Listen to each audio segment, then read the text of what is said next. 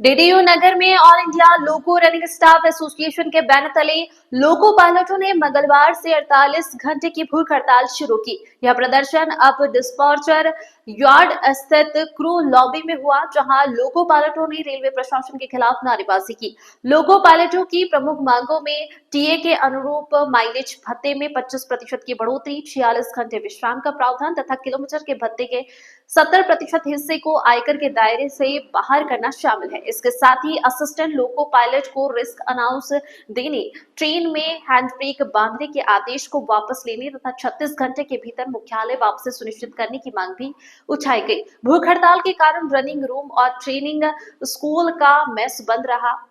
एएलआरएसए के मंडल अध्यक्ष वसीउल हक ने कहा कि लोको पायलट कठिन परिस्थितियों में काम करते हैं, फिर भी उनके साथ भेदभावपूर्ण व्यवहार किया जा रहा है।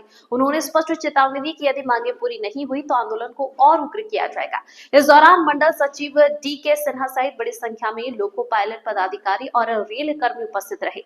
हड़ताल बुधवार को भी जारी रहेगी।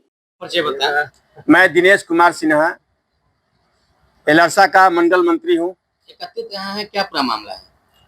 हम लोग सर यहाँ पे जितने भी रनिंग कर्मचारी हैं 48 घंटा से, यानी कल 2 दिसंबर से 48 घंटे के उपवास पर बैठे हुए हैं।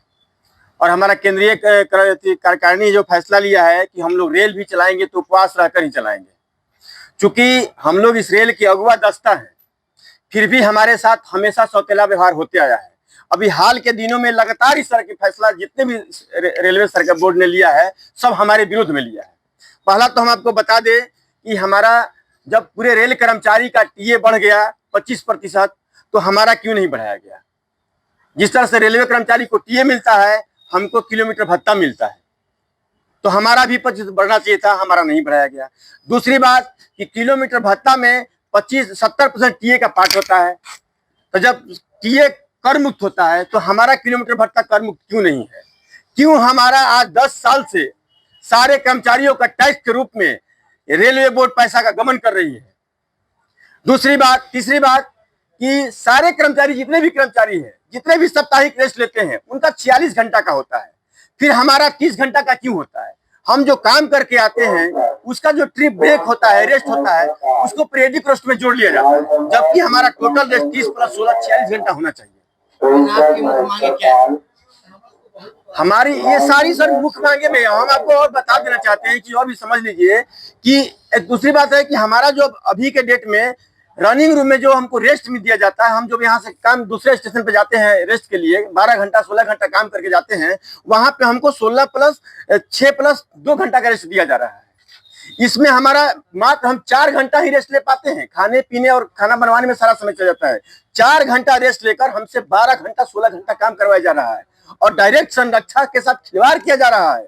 हम लोग को जब कॉल दिया जाता है तो हम लोग को सर में दर्द हो जाता है। किसी तरह से पानी पी कर हम ड्यूटी करते हैं, कभी भी बड़ी दुर्घटना हो सकती है और इसके लिए डायरेक्ट रेल प्रशासन जिम्मेवार है। और आपकी मांगे को क्या करेंगे? और इसमें सर हम क्या करें? ये तो डायरेक्ट जो संरक्षा सुरक्षा का मामला है, इसमें तो जो यात्री सफर कर रहे हैं उनको सोचना चाहिए, इस सरकार को सोचना चाहिए जिसका रिस्पॉन्सिबिलिटी है कि रेलवे को सही से संचालित करे।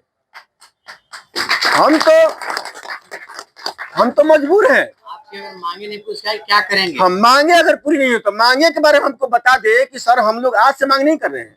हम लोग 2 साल से लगातार इस जो किलोमीटर का जो 25% हमारा बढ़ाया नहीं जा रहा है, हम लोग लगातार 2 साल से प्रयास कर रहे हैं।